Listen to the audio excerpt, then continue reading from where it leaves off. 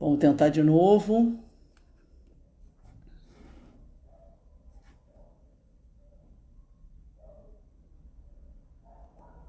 Vou tentar mais uma vez.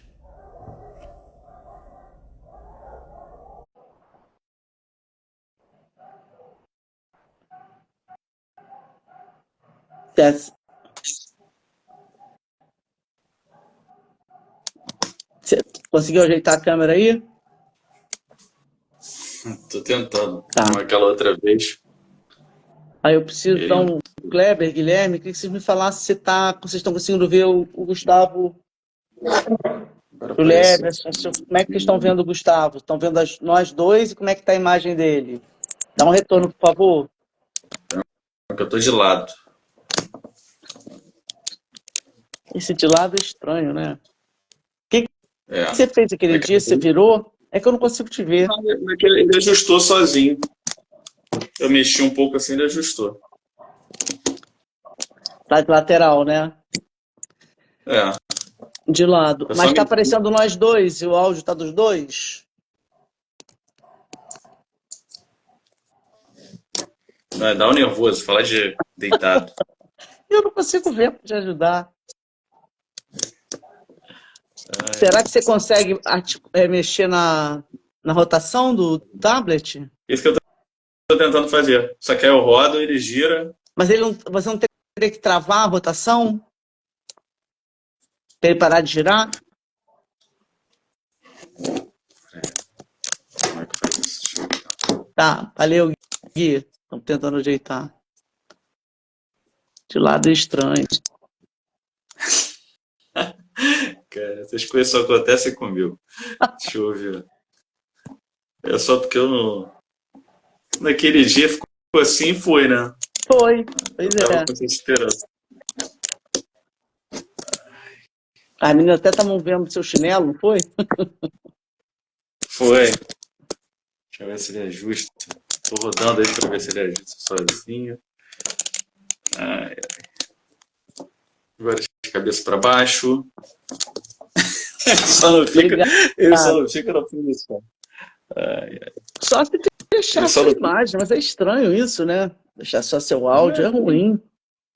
É, eu não sei, cara. O que é isso? Alguém tem uma solução, gente, para Ele poder. fica de cabeça pra baixo. Como é que pode isso? Nunca vi isso. Ficou? Agora foi. Agora foi. Tá. Agora foi. Então pronto. Não mexo mais. Mexe mais não. Isso. Gente, então vou dar início. Boa noite, aproveitar que deu tudo certo. Vou dar início à nossa live. É a quarta live da nossa atividade de greve, né, do projeto Acende a Luta, que é um projeto de construção de memória dos movimentos e lutas sociais de Niterói, um projeto de extensão do curso de estudos de mídia que eu coordeno junto a algumas disciplinas. Semestre passado fizemos junto a Mídia e Cidadania, esse semestre Mídia e Práticas Participativas. E aí a turma decidiu que vai cobrir, né, fazer a construção da memória dessa greve, e uma das atividades que a gente pensou foi a criação dessas lives com ex-presidentes da Associação de Docentes da UF, a ADUF. Então já tivemos uma primeira live com a professora Marina Tedesco, que estava à frente da ADUF no período do início do governo Bolsonaro, depois a professora Kate Lane, que estava à frente, né, do período da pandemia, depois falamos com a professora Evelyn Farage, que estava à frente na greve de 2012, e hoje a gente tem aqui o prazer de receber o professor Gustavo Gomes, que presidiu a DUF durante a greve de 2015. Antes de a gente falar especificamente disso, Gustavo, o que eu tenho feito um pouco de roteirinho é pedir um pouco para você se apresentar, falar da sua trajetória, né, profissional e acadêmica, e um pouco como é que você chegou no movimento sindical, né? Qual foi seu percurso aí. Então, seja bem-vindo, muito obrigado por aceitar o convite. Passando a palavra para você. Primeiro, eu queria agradecer a Ana, né, o pessoal, o Guilherme, todo mundo aí da equipe do projeto, né? É uma excelente iniciativa de resgatar a memória do movimento docente. Queria agradecer também a paciência, né, de eu não ter conseguido entrar na semana passada e agora ainda ter esses problemas técnicos de ajuste aqui. Então, obrigado pelo convite, pela paciência. Eu sou Gustavo França Gomes, né?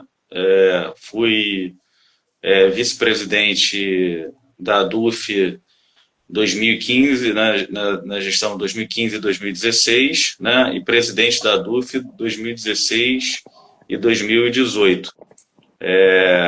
Eu sou formado, né, graduado tanto em História aqui pela Universidade Federal Fluminense e em Direito pela Faculdade Nacional de Direito da UFRJ. Depois, no mestrado, fiz Sociologia e Direito também na Universidade Federal Fluminense. Depois me aproximei do serviço social no doutorado da UFRJ, né, no programa de doutorado da UFRJ, fiz serviço social e depois pós-doutorado em serviço social também na UERJ. Então, circulei aí nessas universidades, sempre universidade pública, né? E já era, antes de entrar na universidade, um ativista dos movimentos sociais, militante dos movimentos sociais de Niterói, e conhecia e tinha como referência a atuação da DUF e de diversos professores da DUF, que para mim eram exemplos, né? De cidadania, de exercício da cidadania, exemplo de militância, exemplo de teórico, de formação, de luta.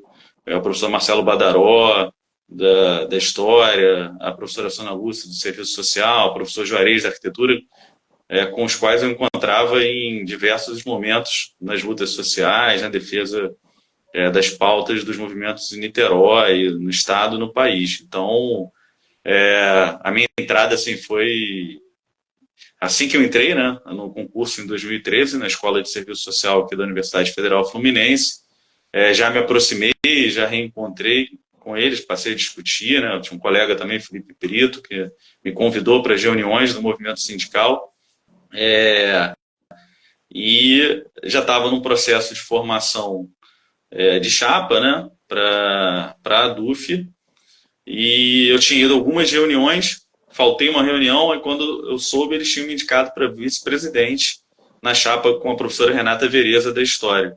Aí eu levei um susto, né, porque eu tinha acabado, era recém-ingresso na universidade, mas aceitei de bom grado, porque já queria mesmo colaborar, ajudar, entendendo a importância do movimento sindical, do movimento docente e do sindicato como instrumento de luta, né, em defesa não só dos direitos corporativos da categoria, mas no papel que o Andes e a DUF têm na política nacional, né, em defesa da educação pública, da universidade pública, da ciência e das maiores e melhores pautas da política nacional. Então, entrei direto, aí depois a Renata saiu, aí o pessoal do movimento me indicou para a presidência, né?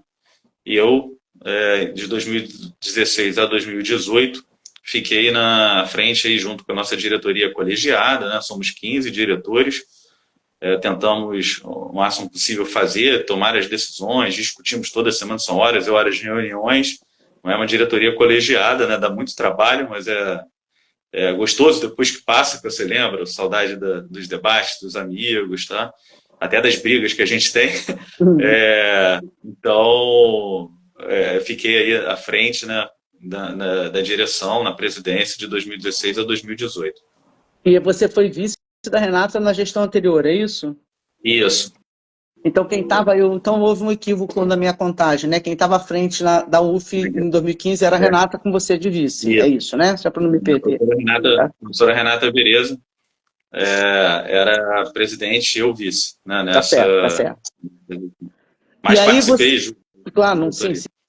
Eu só para entender, porque eu tenho falado da cronologia, estou falando um pouco equivocadamente, só para me consertar. Você, então, entrou na UF e a primeira greve que você pegou como professor foi Foi essa de 2015. Foi 2015, né? E aí, qual foi assim, a sua experiência nesse momento aí da greve? Assim, como é que você sentiu, né, a construção dessa greve de 2015, os principais ganhos, problemas, enfim, queria ouvir um pouco do seu relato sobre essa greve, né? Foi assim, eu estava muito novo na universidade, né? Como eu falei, tinha referência na trajetória acadêmica e política dessas pessoas com quem eu convivia em outros espaços fora da universidade, então logo me aproximei e já entrei assim no susto na diretoria, e logo, né, nos deparamos com uma das greves que foi uma das greves mais longas, né? Da Hum. Universidade Federal Fluminense, do Andes, durou 3 meses. As pessoas tinham uma expectativa, porque a greve de 2012, né, tinha sido uma greve muito forte e estava se retomando, né, esse espaço que tem na greve, que é um espaço de suspensão, né? No nosso cotidiano de vida, a gente é permeado por essas pressões dos artigos que a gente tem que fazer, da sala de aula, das pesquisas, do projeto de extensão, né, dos pareceres, e a gente fica, de alguma maneira, restrito ao nosso instituto, aos nossos departamentos, né, com uma circulação pequena. Então, o momento da greve é um momento em que a gente se encontra com outros professores de outros campi e reflete sobre a realidade da universidade, reflete sobre a realidade do país, sobre as pautas que precisam se avançar, né, não só da carreira, mas das pautas gerais em relação ao orçamento para ciência e tecnologia, orçamento da universidade, a gestão da universidade, a democracia da universidade. Então, todas as greves, né, são espaços muito ricos nesse sentido. Então, eu conheci a UF nessa greve, na greve de 2015. Conheci, nós, né, temos diversos campi, uma das universidades com maior multicampia do país. Então, às vezes, a gente nem sabe, né, que tem um colega lá em Pádua, que tem um colega lá em Campos, que tem um colega em Rio das Ostras, que tem um colega em Angra.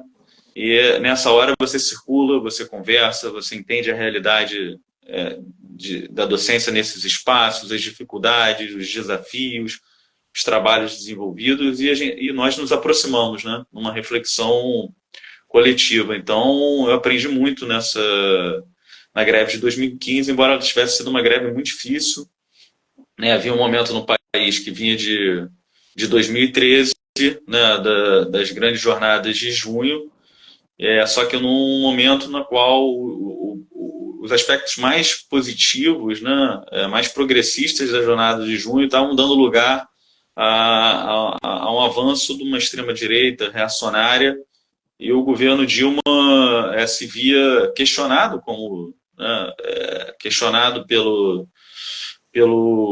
por essa ascensão do movimento e pressionado por esse crescimento da extrema-direita, e estava muito duro, muito inflexível em negociar. Então, foi um governo de pouca negociação com os movimentos sociais, né? E a gente aqui na reitoria também, nas pautas internas, com muita dificuldade.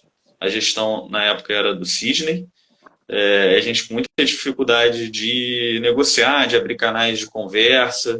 Então, foi uma greve assim, bonita em todos esses aspectos, que a gente reuniu, fizemos várias atividades, teve a bicicletada, que o pessoal fala até hoje, né? Foi um evento muito interessante, fizemos várias atividades na cidade, os ônibus tinham cartazes que a DUF colocou, defendendo a universidade pública. Lutamos também contra a privatização da EBSER, né? O nosso hospital, a privatização do Hospital Universitário Antônio Pedro pela EBSER, né? Então, tínhamos uma agenda muito grande, uma mobilização muito grande, mas ela foi uma greve muito difícil, assim, em termos de canais de negociação que a gente podia estabelecer tanto com o governo federal quanto com a reitoria aqui da UF. Eu tenho uma memória dessa greve como uma greve de muita, como você mesmo falou agora, Gustavo, de muita manifestação no centro de Niterói, né, em Caraí. Eu lembro, para mim, foi uma greve na reitoria, né, em frente, uma greve de muita performance pública, né? Eu não sei se você concorda, assim, para mim a 2012 eu lembro muito das atividades, muitas no Rio, muita circulação. 2015 eu lembro especialmente aqui em Niterói. Talvez por essa questão do Antônio Pedro, né? Deve ser. Então, o que você acha? Assim, é uma memória mais minha ou você acha que isso foi uma característica dessa greve? Não, foi. Sem dúvida, a greve de 2015 teve alguns atos assim muito simbólicos, né? Teve um ato na reitoria que muito...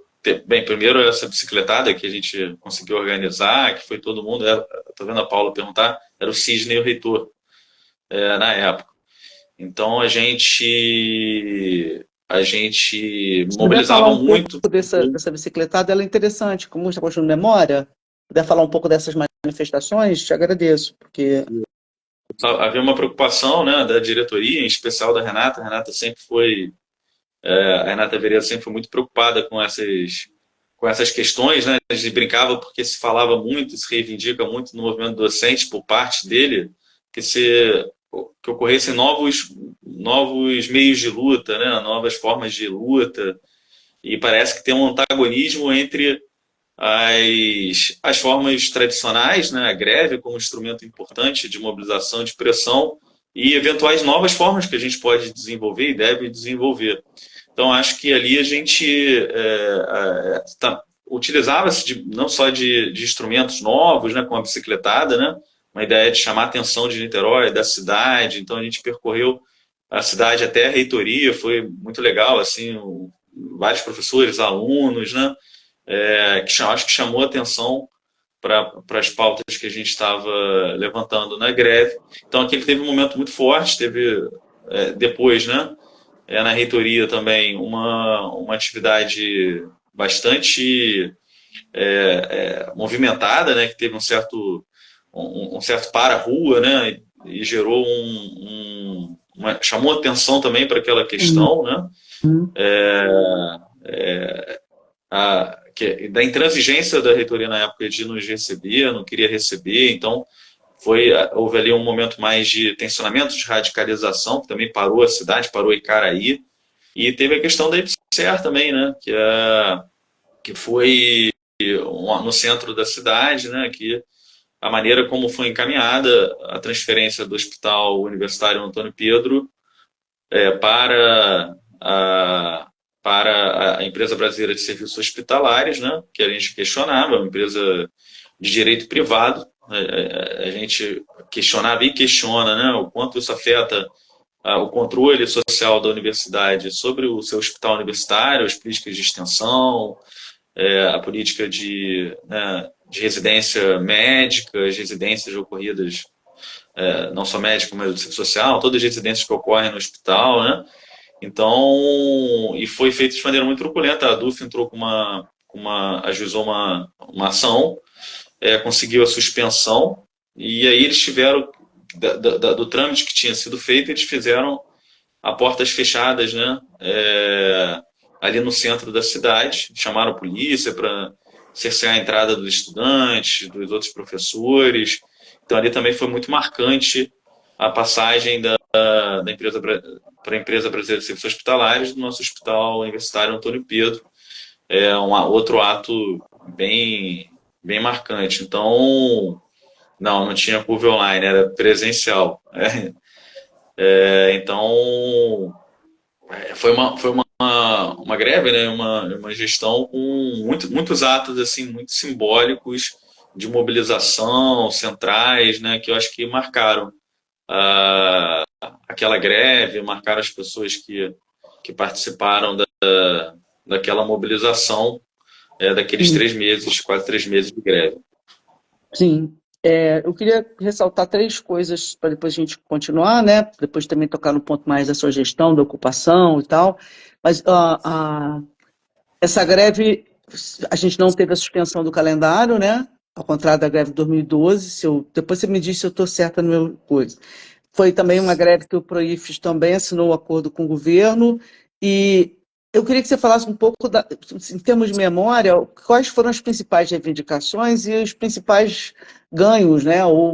Né? O que você acha que aquela greve gerou de ganho, para além da visibilidade, né? Da universidade, das suas dificuldades, em relação ao final, né? Já que a gente não, né, antes não assinou o acordo, e foi uma greve longa, e algumas pessoas acusam um pouco, né, essa greve de ter sido uma greve prolongada, com uma gastura, né? Eu queria te ouvir um pouco sobre isso. Inclusive, algumas pessoas fazem uma crítica de teria sido uma greve que teria desgastado o governo Dilma num momento perigoso. Então, eu também queria ouvir um pouco você sobre isso, né? Você estava lá à frente. Não, as greves sempre são um momento assim de avaliação da correlação de forças, né? E o tempo da greve é sempre algo muito difícil. Eu não, eu acho que a gente acaba no movimento docente, né, entrando numa perspectiva daqueles que são sempre contrários a entrar em greve, né? Acham que é um instrumento defasado, que vai parar a universidade, que ela não vai que ela não vai construir, né, uma pressão sobre o governo, não é um instrumento que não funciona. E aqueles que também querem entrar e depois que entram querem manter a greve a todo custo contra aqueles que querem interromper a greve. E acaba que eu sinto isso um pouco, acho um aspecto assim negativo das greves é quando a gente se perde muito nesse embate entre nós mesmos, né? Eu acho que a gente tem que olhar assim para fora o que a gente pressiona dos governos, né? Aquela greve foi uma greve com muita dificuldade, né? A gente teve algumas vitórias na carreira, né? Algumas questões que a gente conseguiu avançar na pauta do sindicato, mas foi uma greve com muita dificuldade, porque o governo não, como eu falei, não se prontificou a negociar. Ao contrário, por exemplo, dessa greve, em que a gente já fez aí umas 3 reuniões, o Comando Nacional de Greve fez várias reuniões com o governo Lula, etc. A Dilma estava realmente, naquele momento, um tanto quanto intransigente em relação às Uhum. possibilidades. Havia cortes significativos nas verbas de ciência e tecnologia, né, que foram gradativamente sendo retomados, mas era um momento muito ruim, muito difícil. É, Acho que é uma boa questão a análise sobre a questão da conjuntura, né, e do avanço da extrema-direita, se aquela greve teve alguma relação com a queda, com o golpe parlamentar institucional de 2016. Não me parece que a gente possa pressupor que haja uma relação entre a pressão, a Sim, mobilização popular, de causa a direta. mobilização dos professores com a derrubada da Dilma pela extrema-direita. Né? O que nós Sim. vimos no Congresso Nacional, não foram os professores que estavam no Congresso Nacional, não foram os professores que estavam na Avenida Paulista levantando bandeiras do Fora Dilma, não éramos nós. Né? Inclusive a DUF, não, a DUF como seção sindical, talvez tenha sido uma das principais no Brasil que se manifestou logo contra o golpe parlamentar institucional, né? Uhum. Soltou nota pública, Sim. fez atos, né? Então, não tem uma relação direta. Eu acho que o problema da derrubada passa muito mais pela escolha do governo, né? Isso é uma questão para a gente refletir para esse momento atual também. É quando Sim. o governo acaba por tentar conter a insatisfação com alianças com os setores financistas, né? Garantir o teto fiscal do governo que o derrubou, né? Mantendo o orçamento das universidades espremido, congelado, com dificuldades, né? Isso acaba fomentando a insatisfação popular, a extrema-direita, e não os movimentos populares dos professores, Muito os importante você estudantes, falar os isso, técnicos Ricardo. Ó. administrativos, né? Que não só, né, em sua grande maioria, podemos dizer que fez a campanha, votou na Dilma contra o Aécio, votou no Lula, não apoiou o golpe, não participou dessas atividades. Então, isso também é algo assim, me parece falso, né, uma premissa falsa, identificar nos movimentos populares, nos movimentos sindicais organizados, a ideia de que eles tiveram algum papel na derrubada da Dilma e algum papel nesse golpe parlamentar institucional, né, mesmo que minoritário. Não me parece corresponder de forma alguma aos fatos. Eu acho que talvez se a Dilma tivesse sido menos intransigente com os movimentos sociais, né, não tivesse cedido à pressão do seu vice, né, do bloco que governava com Temer, né, de cortar as verbas sociais, né, desse arcabouço fiscal que já tinha na época, sempre tem, né, que depois o Temer Uhum. acelerou com a emenda constitucional 95 do teto dos gastos. Se a opção fosse por um outro lado, se a opção fosse pela reforma agrária, se fosse investimento na saúde, se fosse no SUS, na educação, no sistema de garantias de direito, a gente estaria muito mais preparado, inclusive, para resistir, enfrentar, manter as instituições democráticas contra as iniciativas de golpe parlamentar de Estado, que infelizmente aconteceu depois e levou a gente para esse cenário, né, que nós estamos aí a duras penas tentando sair. Achei uma ótima análise, importante, né? Porque eu acho uma falácia também, uma falácia cruel, né? Que acaba botando nas costas do movimento social culpas que não lhes cabem, né? Eu vou aproveitar e, já que você falou, né, de 2016, é entrar o golpe, né, a entrada do Temer, aí é o momento que você assume a DUF, né? É o momento exatamente da PEC lá do fim do mundo. E eu queria que você falasse um pouco, foi um ano das ocupações, né, na UF, foi um ano, a meu ver, foi um ano riquíssimo, com toda a tristeza que a gente passou em termos de mobilização. Achei que foi, né, os alunos estavam muito motivados, né, inspirados na ocupação secundarista, né, que tinha acontecido um pouco antes também, inspirados nas ocupações lá dos pinguins do Chile. Então, eu queria te ouvir um pouco sobre como é que foi a sua entrada, Jair, como presidente da DUF, e aquela conjuntura de 2016, né? Olha, foi para estar na direção do sindicato não foi nada fácil, né? Estava pensando aí, né, instigado, sabendo que ia ter que conversar com vocês, tentando lembrar um pouco daquele período e não foi assim nem um pouco fácil, porque é, embora nós não tivéssemos uma greve assim, né, como a de 2015, como nós estamos tendo agora em 2024 ou 2012, a gente teve, por exemplo, uma greve geral, né, que a greve geral é em um dia fazer o que a gente faz numa greve, às vezes, de um mês inteiro. Então, a tensão daquele momento, né? E daqueles momentos que houve um golpe parlamentar institucional no Brasil, uma insegurança muito grande, em que medida isso ia afetar as liberdades democráticas de organização, as liberdades de reunião, a própria liberdade sindical, né? Houve uma escalada de repressiva muito grande, não sei se vocês lembram, eram os tempos dos atos com bomba, né? Todo mundo já ia para as manifestações com máscara, vinagre, de bota, porque sabia que ia ter uma quantidade de bombas gigantescas, né? Então, foi um momento muito duro, muito difícil, assim, de tensão, né, no sindicato. A DUF teve um papel, assim, grande, né, na caravana que nós fizemos, talvez tenha sido uma das maiores caravanas que a DUF já fez para Brasília, né? Alguns aqui que estão na live estavam lá, né? Em que a cavalaria nos cercou, muita gente, né? A cavalaria nos cercou ali na frente do Palácio do Planalto, do Congresso Nacional, e vinha um helicóptero tacando bomba, etc. Mas era um momento de muita pressão que as pessoas foram muito firmes, né, no enfrentamento do golpe parlamentar e das propostas de reforma da Previdência. Tinha uma proposta de reforma de Previdência que foi, eu acho que é uma vitória, de ter mais uma reforma da Previdência, né?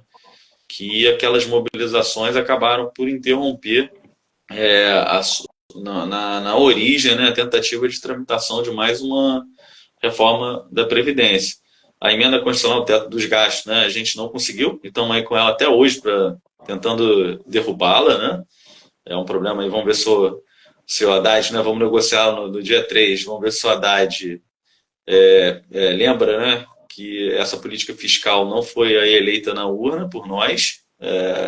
Essa política fiscal começou no governo golpista do Michel Temer e prosseguiu durante o governo Bolsonaro. Então, é necessário que se repense, né, esse teto de gastos durante décadas, né, que sufoca o orçamento, na verdade, sufoca o orçamento social, né, do sistema de garantias de direito, da educação, do SUS, né, dos SUS, do SINASE, né, todo o sistema de garantias de direito e das políticas sociais. Né, num país com a desigualdade do Brasil, que talvez o maior traço, né, do Brasil seja essa desigualdade, você congelar os gastos de investimento social é algo é o que pode ser de mais injusto que um governo pode fazer. Então é necessário que o governo Lula reflita sobre isso e não repita, né, os erros que do governo Dilma, né? Que acaba com seus Lira da vida, com a aliança com Lira, com os parlamentares, né? Que apoiaram, inclusive, o golpe contra Dilma, se ancorar neles a governabilidade. Acho que a governabilidade que a gente deve ter é uma governabilidade não fria, uma governabilidade com participação popular, com políticas sociais. É isso que vai dar sustentação ao governo popular, né? Então é fundamental que a gente consiga fazer essa discussão, né? Fazer inclusive essa pressão democrática em relação ao governo. Isso é uma coisa legal que pelo menos o Lula está falando, né? Pode pressionar, pode falar, eu não sei se eu vou atender, mas pelo menos podem pressionar, e nesse ponto eu concordo inteiramente. Nós vamos seguir pressionando o governo até o final para que haja aí a prioridade às políticas sociais, né? A prioridade, em especial para nós da educação, né? É a prioridade para a ciência e tecnologia, que é algo fundamental para o desenvolvimento do país e para a redução dessa injustiça que insiste, né, em se manter aqui no Brasil. De certa forma, foi ótimo que você falou, mas de certa forma, quando a gente pensa que a greve que precedeu a atual foi de 2015, eu acho que tem uma dimensão da ocupação de 2016 que ela opera, né, como uma espécie de greve não instituída, né, não oficial, no sentido de interromper as atividades regulares de aula, né? Até departamentos que não costumam parar, não falo o nome de nenhum não, acabaram tendo que parar com a ocupação feita pelos alunos, né? E aí eu queria entender como foi, assim, eu, por exemplo, participei de muita atividade, eu acompanhei várias atividades docentes, como foi um pouco a DUF em relação a esse processo de ocupação, né?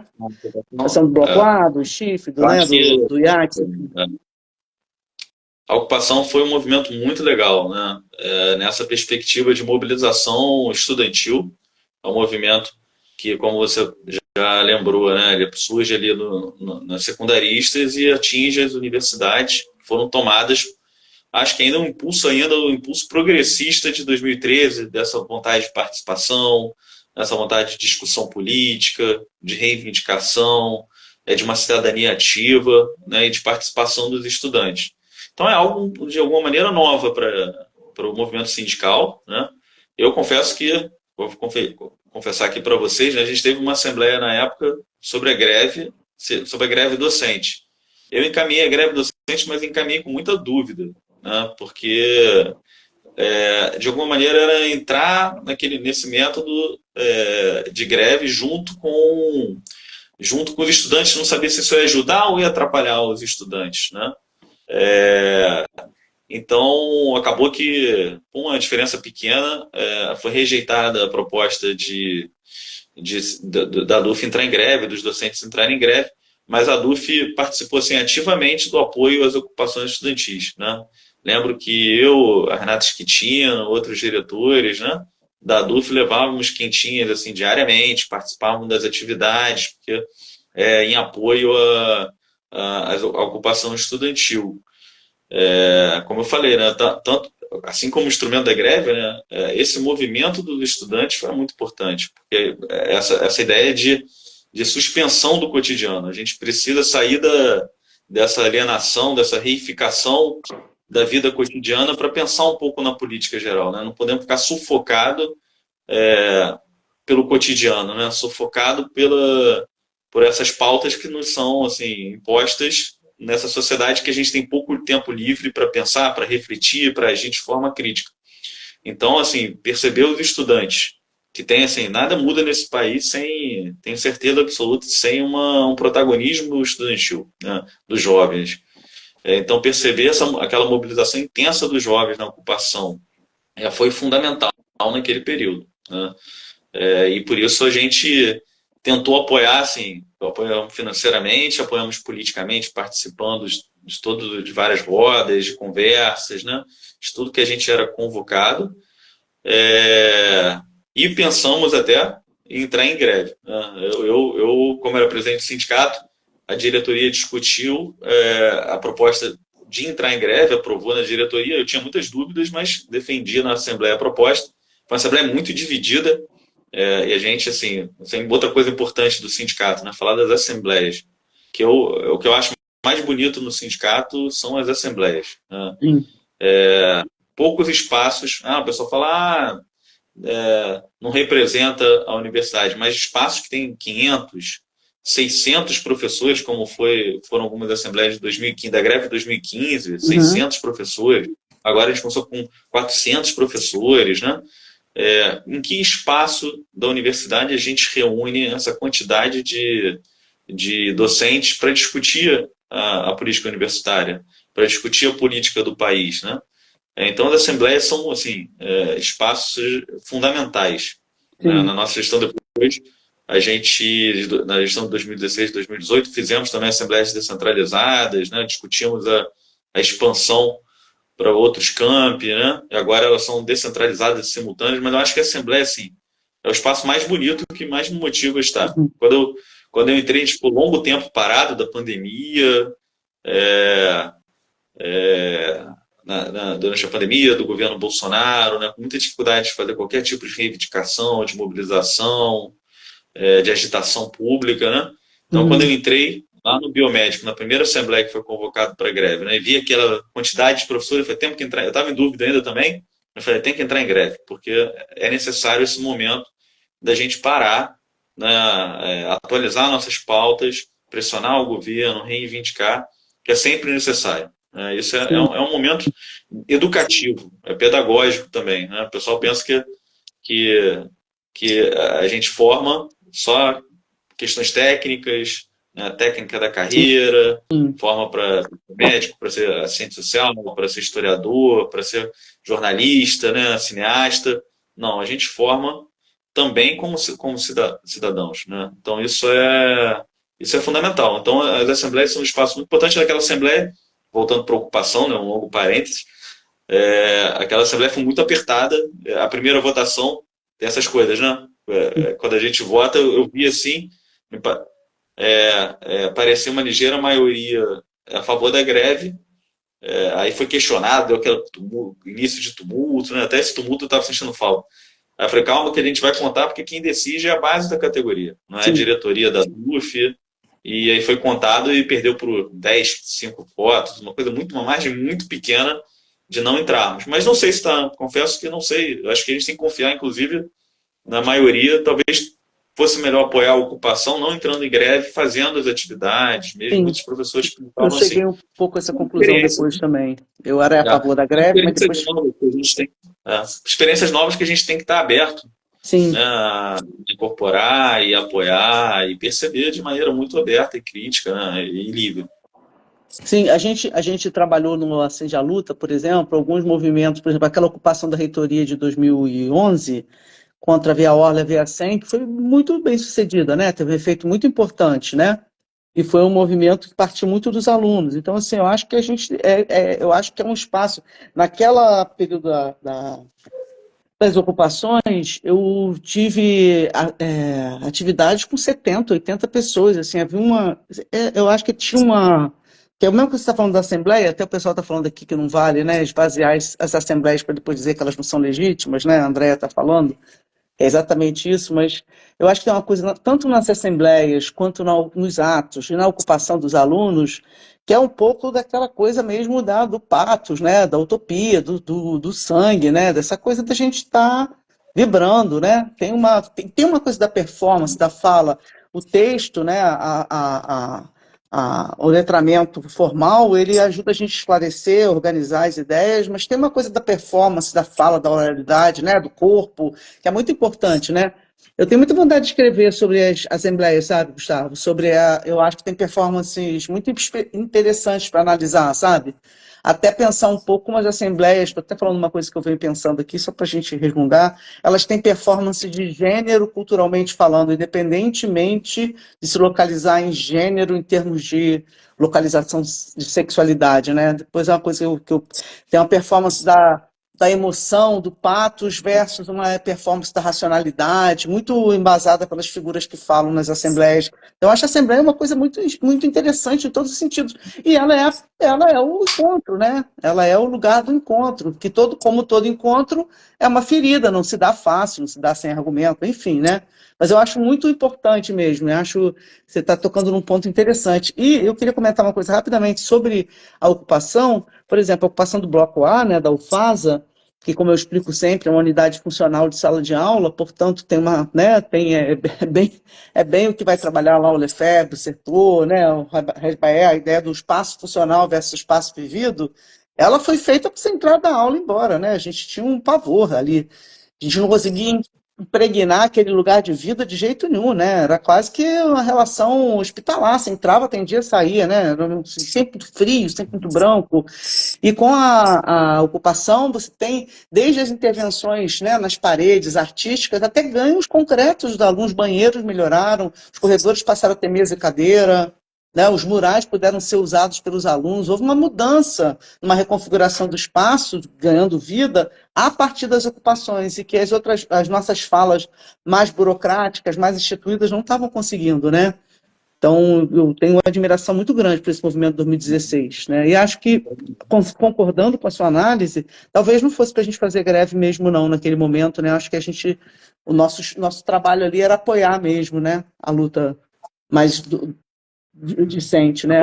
Enfim. Gestão dos espaços, né? A gestão que feita do que você está falando, né? Eu lembro que acho que era uma mãe de um aluno que estava nas ocupações, falou, mas meu filho não, em casa ele não cuida de nada, não limpa o banheiro, ele está limpando o banheiro da universidade, está organizando o espaço da universidade, ele está sentindo que aquele espaço público deve ser gerido coletivamente, né? Então só isso já é assim, uma experiência riquíssima nessa dinâmica, né? Dos movimentos. Então quando ocorrem greves, ocupações, né? Isso tudo tem elementos extremamente ricos de, como você trouxe, em vários aspectos, né?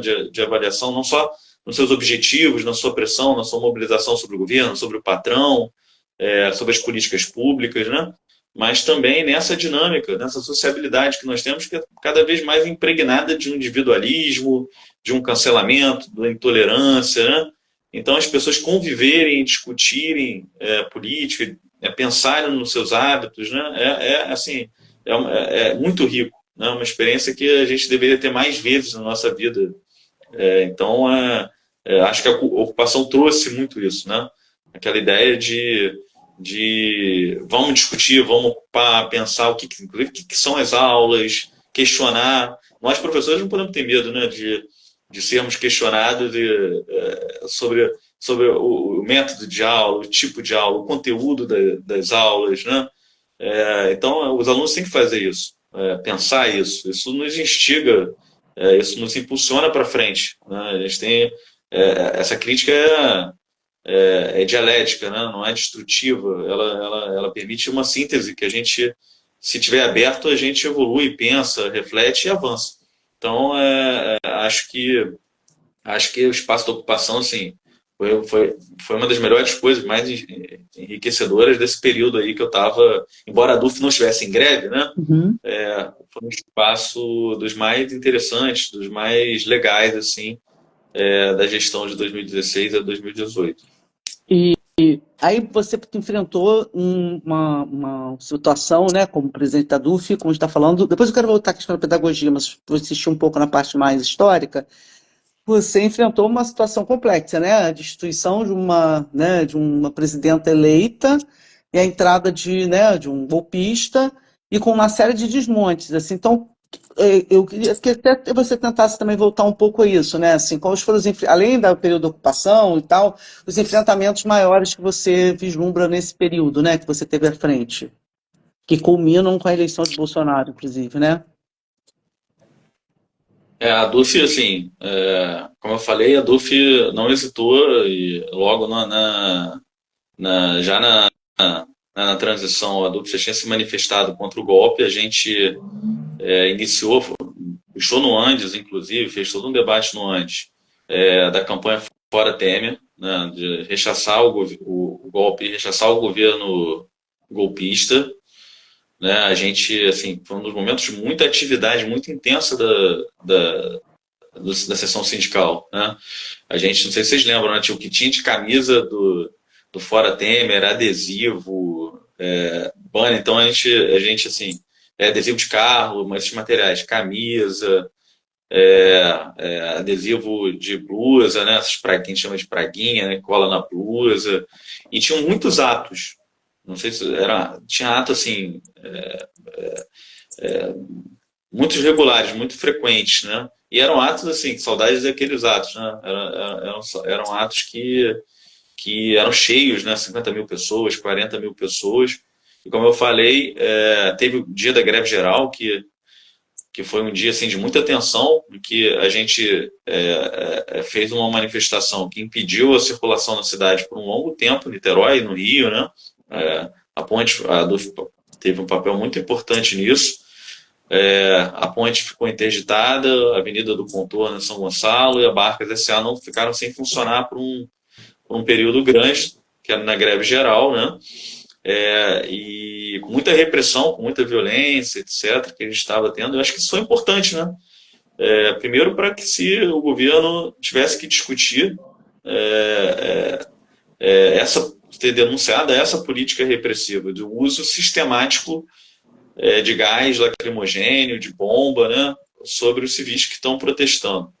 Acho que o movimento foi fundamental assim para barrar as propostas do governo Temer da reforma da Previdência, por exemplo. Então, a gente impediu a reforma da Previdência e isso deixou marcas, né? Que era uma das promessas do Temer para implementar no seu governo ali, golpista, né? Pactuado, né? Com essa burguesia mais reacionária que rompeu o regime democrático aqui para aplicar um programa de ajuste fiscal, aplicar um programa de contra-reformas dos direitos sociais, dos direitos previdenciários.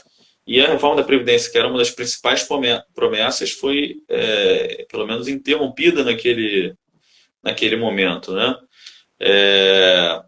Então, eu acho assim, foi um período de resistência muito forte, de resistência, de demarcação, de enfrentamento, né? Houve além da PEC, depois teve uma outra caravana, né, a Brasília, que assim, maciça, que tinha assim, milhares de pessoas, né, protestando. Então foi um momento de enfrentamento muito forte, muito difícil para quem tá na diretoria. Eu prefiro 2 meses de greve prolongado, que é exaustivo, né, para quem está no Uhum. comando de greve, 3, 4 reuniões por semana, ato toda hora, mobilização, panfletagem, mas uma greve geral. E esses atos que tinham no governo Temer eram de um nível de tensão muito forte, porque as instituições brasileiras que já têm, né, são nossa democracia, jovem democracia burguesa, né, que é capitalista aqui no Brasil, que é muito recente, né? As instituições muito frágeis. E ali, com aquele ato, né? Uhum. Que depois da direta já, né? Voltava para um processo de quebra da institucionalidade, das instituições democráticas. Isso era um risco muito grande. E houve uma escalada violenta na maneira como então, a gente já ia para o ato assim, preocupado, porque vários professores idosos, né? Nossa Sim, saudosa Elza Deli, né? Prestando homenagem a Elza, porque sim. quantas vezes a gente, professora da educação, quantas vezes a gente se preocupava com ela nos atos, a gente fica, cadê a Elza? Porque era o gás lacrimogênio, a professora Sara Graneman da UFRJ foi acuada, se machucou, o professor Cláudio Gurgel caiu no meio-fio, né?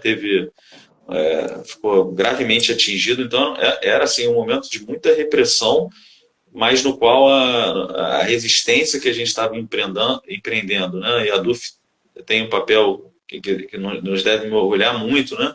De Uhum. ter se colocado como instrumento de defesa das liberdades democráticas, pela direta já, né? Contra o Fora Temer, né? Pelo Fora Temer, não legitimando esse governo e contra as contra-reformas, né? Reforma da Previdência, contra o teto dos gastos da proposta de emenda constitucional 95. Então, tivemos usamos o sindicato como esse instrumento, fazendo as caravanas, fazendo os materiais de comunicação, estando presente nesses atos todos, né, apesar da repressão, denunciando a repressão policial nas nossas matérias, na nossa mídia sindical, né? Então a gente desempenhou um papel importante, difícil, mas acho que importante naquele período, nessa resistência. Vários depoimentos aqui, né, de pessoas que estão corroborando o que você falando, né, narrando que também quando foram participar dos atos, né, sentiram essa violência. E aí eu vou fazer uma passagem aqui, até pelo nosso tempo, que não é muito, né, muito eterno, para a greve de hoje. O Rômulo falou aqui que se não seria caso, novamente, de pensar, né, os alunos em ocupação, ele é um aluno, já que ele está vendo a universidade, né, frente à questão do acordo e a universidade vazia. Aí eu aproveitar e vou te perguntar um pouco o que você acha sobre essa greve, né, de hoje, como é que você está analisando ela agora e, bem, enfim, um pouquinho desse período agora, né? Não, acho que essa greve assim está sendo fundamental, né? Depois de um longo período, como eu falei, do golpe parlamentar institucional, desse período de resistência que a gente não conseguiu fazer greves, né? Depois emendou numa das maiores catástrofes que a gente já teve no Brasil, que foi a pandemia do Covid, né? Misturado com um governo de extrema direita e pretensões neofascistas, né? Então esse caldo, né, foram anos, né, muito difíceis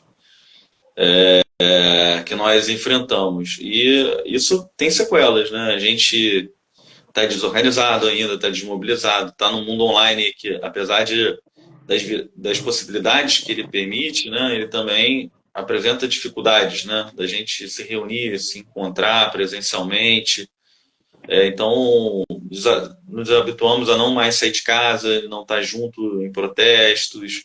Portanto, me parece assim que a eleição do Lula, né, propiciou uma abertura de novamente a gente se organizar, de novamente a gente trazer as pautas dos movimentos sociais, do movimento da educação, do ANES, nosso Sindicato Nacional, do Sinasef, da FASUBRA, né, reivindicar as perdas do período inflacionárias que desvalorizam a nossa carreira, né, que desvalorizam a educação,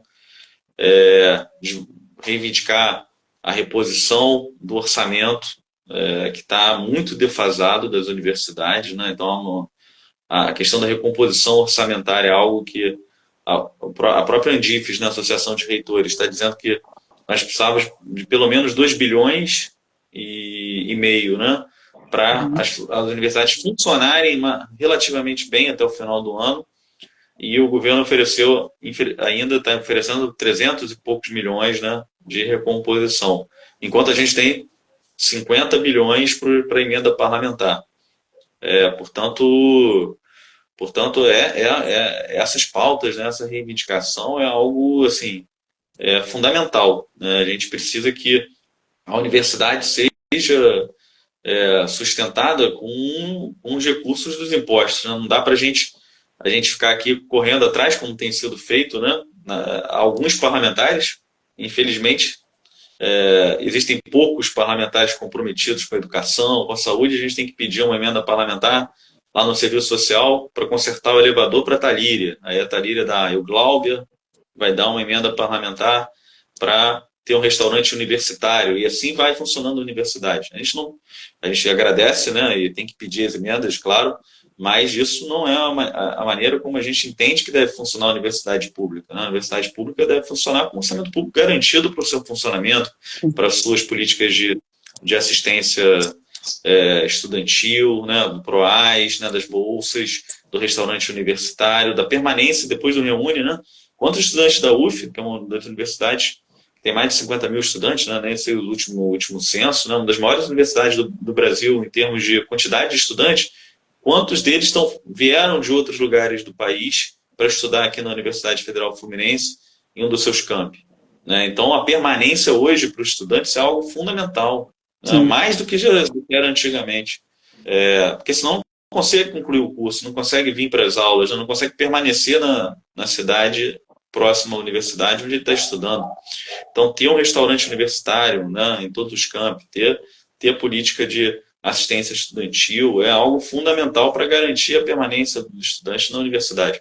Então, a recomposição orçamentária é, assim, é algo fundamental. Então,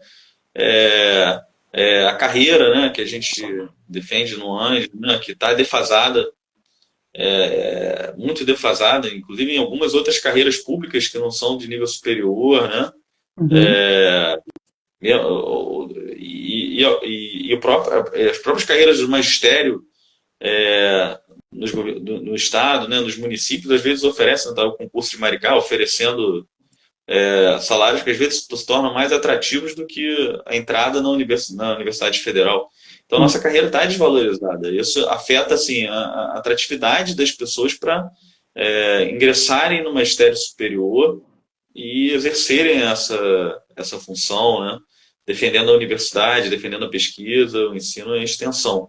Portanto, assim, motivos não faltavam, né, para fazer a greve. Então, assim, na primeira assembleia, quando eu vi as pessoas dispostas, eu falei, poxa, a universidade voltou a respirar. Né? Depois da eleição do Lula, as pessoas estão achando que podem voltar a se mobilizar, podem voltar a reivindicar, e eu acho que a gente elegeu o Lula para isso mesmo. Né? Concordo. Para poder ter uma cidadania mais ativa. Sim. E depois desse tempo paralisado pela pandemia, pelo Bolsonaro, pelo golpe do Temer, né? Esses tempos difíceis que nós enfrentamos, era hora de fazer uma greve. Agora a gente vai, acho que já conseguimos, é importante registrar, já conseguimos muitas vitórias, né? Tivemos uma parte da perda inflacionária já reposta, né? O governo já assinou já tinha dado 9%, assinou com mais 9% embora seja quase 40%, né, as perdas dos últimos anos, né? Uhum. Mas assinou, já deu 9% no ano passado, 9% ano que vem, né? E 3,5% em 2026 já é algo significativo, um aumento também nos STEPs, né? Uma junção no início da carreira, né, que tinha aqueles níveis da desmontagem que teve, não que seja o ideal, que a gente quer um aumento do piso, né, da entrada na carreira do magistério superior. Mas é importante que não haja aqueles desníveis da destruição que fez inicial, que achataram muito o salário do ingresso, o estado de purgatório, né? Sim, sim. Então, isso é fundamental. Então, a gente quer também que tenha um reajuste, ainda tem as demandas, né, pela incorporação, né, daqueles aposentados que ficaram estagnados em auxiliar 4. Então, a gente tem um monte de reivindicação que é de valorização da carreira, recomposição orçamentária, né, e reajuste, recomposição das perdas inflacionárias recebidas no período. Então, motivos não faltam. O governo tem já concedido como vitórias do movimento, né, tem apresentado algumas questões, e agora a gente vai estar aí fazendo as pressões finais. Eu acho que, em especial, a recomposição orçamentária seria algo muito importante, né? E a gente está reivindicando nessa contraproposta algo que já foi dado, né, para outras carreiras ainda em 2024, né, que é o IPCA, Índice Inflacionário de 2024. Mas é isso, é a pressão, né, Você fez uma análise muito legal, que faz a gente avançar.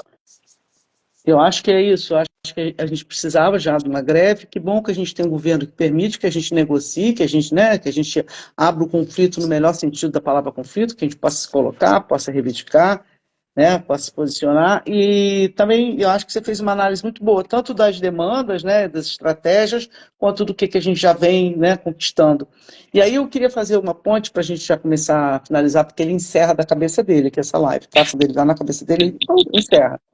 Eu queria te pedir para voltar à questão da pedagogia, porque eu acho, primeiro, que é um aspecto muito importante que, de certa maneira, liberta a gente um pouco de um caráter utilitarista da greve. Tipo, o que a greve ganhou materialmente, né? Eu acho que tem um aspecto de formação na nossa luta, na nossa militância, na nossa maneira de operar pedagogicamente, que a greve é importante. E aí eu volto à pergunta que eu fiz para todo mundo que eu entrevistei até aqui nessa live, nessa conversa, né? E essa dimensão da utopia, né? Assim, um horizonte de expectativa de uma universidade que se quer. Então, eu queria te ouvir um pouco isso, né? Assim, qual é o lugar da luta, o que você acredita na luta, enfim, tá? Fazer um encerramento aí bacana. Olha, eu acho que isso é fundamental, né? A gente olhando a história mesmo como um todo, a gente percebe que todos os avanços foram resultados de luta, né? De mobilização, de pressão. Então, isso vai desde do fim da escravidão, né? O fim da servidão depois, dos privilégios, da igualdade, né? De direitos, o direito ao sufrágio, o direito das mulheres participarem. Tudo isso é resultado de muita luta, de reivindicação. Então, a primeira coisa que a gente precisa entender é que a história é constituída dessas disputas, né? É isso que faz com que a gente avance. Nada é fruto das ideias, né? Só das ideias de uma dádiva de alguém, de um governante, ou de um rei, de um presidente, de um governador, de um prefeito que olha assim, olha, vamos conceder mais direitos, etc. Então, os direitos eles nascem desse processo de mobilização, de pressão, de contradição na sociedade que elevam, né, a essas possibilidades. Eu acho que a história da carreira, né, várias conquistas, né, da carreira que nós temos no magistério superior são resultado da luta, né, a inclusão do professor titular na carreira, né, mesmo os STEPs, né, tudo as reivindicações que a gente vai conseguir agora. Muitos que eram contra a entrada da greve falam, mas o governo não vai negociar. Está negociando, né? Nós estamos conseguindo vitórias, né? Então, acho que é o resultado. E tem esse outro aspecto, que é a gente compreender que nesses momentos, né, a gente vai se formando também. A gente se vê, quando a gente se vê assim, pensando junto com um colega, né, do instituto do lado, do outro departamento, quando a gente está junto nos três setores. Uma coisa é a gente estar em sala de aula, né? Outra coisa é a gente estar ou numa pesquisa, etc. Outra coisa é a gente estar junto com o movimento estudantil, debatendo a universidade. Sim. Ali não tem, né, professor e aluno, né? Nós somos pessoas da comunidade acadêmica e cidadãos que estão pensando a universidade, pensando a educação pública, pensando no projeto de país. Então, assim, isso é fundamental. É um espaço rico, né, de formação, de construção, e extremamente necessário para que a gente, né, tire o Brasil ainda desse cenário que ele ocupa no mundo de um dos países mais desiguais, né, do mundo. Então, a educação, sem dúvida nenhuma, as universidades, né, a rede de educação, ela tem um papel assim, evidente na redução das desigualdades sociais e na promoção mesmo de movimentos de emancipação, né, que a gente possa avançar. Tanto essa recuperação que vocês estão fazendo das lutas, né, e, e das greves, das manifestações, da ocupação, desse período todo, é algo fundamental para que essa memória fique viva e inspire, né? Não, faça a gente lembrar e continuar lutando, inspire as novas gerações aí de docentes, de estudantes, né, de técnicos administrativos, a manterem a defesa da universidade pública, gratuita e de qualidade socialmente referenciada. Muito bem, Gustavo, muito obrigada. Eu queria falar que essas lives que a gente tem feito têm mostrado muito a qualidade dos nossos docentes que presidiram a DUF, sabe? São falas todas muito legais. Assim, eu estou muito honrada, muito gratificada de estar participando desse momento desse projeto e de ter a chance de a gente deixar a memória dessas falas de vocês que são não só esclarecedoras e historicamente, né, importantes, mas também muito bonitas, pessoas apaixonadas pela universidade pública, pessoas que a gente sente que tem, né, todo um olhar de afeto, mas também de política e de luta pela universidade. Então, eu te agradeço por estar aqui hoje, pela sua luta, tá? Muito obrigada mesmo. E quero agradecer a todo mundo que está aqui hoje, tá? Prestigiando. Semana que vem a gente tem mais. Gustavo, quer falar mais alguma coisa para a gente encerrar? Não, eu queria agradecer a vocês pela oportunidade, né, de lembrar. esses momentos, né? E trocar e conversar sobre essa experiência que foi muito rica, pessoal e coletivamente. Então, compartilhar com vocês aí é um privilégio. Eu agradeço novamente o convite de vocês para estar aqui conversando. Sim. É bom lembrar isso, né? Luta coletiva, a gente está junto, tá? Muito obrigada, gente. Boa noite. Valeu. Boa noite, Boa gente. noite, obrigada por Obrigado a estar. vocês que ficaram assistindo também. Valeu.